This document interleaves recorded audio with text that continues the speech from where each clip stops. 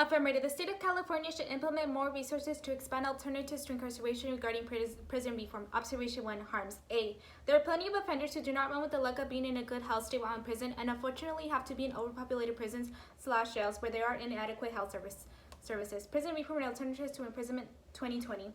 Prisoners' conditions deteriorate in prisons which are overcrowded, where nutrition is poor, sanitation is inadequate, and access to fresh air and exercise are often unavailable.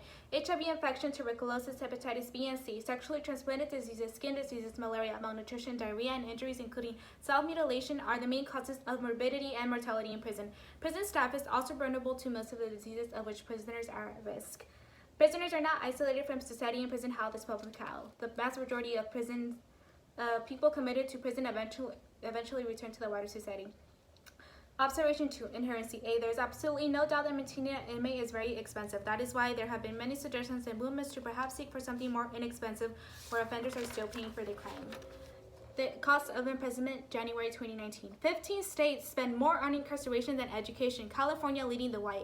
The private prison industry is a money maker, ranking in roughly $374 million a year in profits.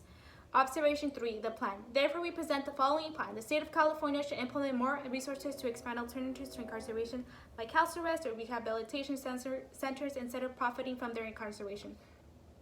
Observation 4. Solvency. A. Prison reform plays a significant role in the lives of offenders and society as a whole. Implementing alternatives to incarceration solves problems like overcrowded prisons and in the end saves taxpayers hundreds of dollars.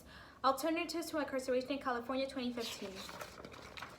Split sentencing is designed to decrease pressure on jail and prison reform. The judge has full discretion in splitting a sentence between incarceration and community supervision phases.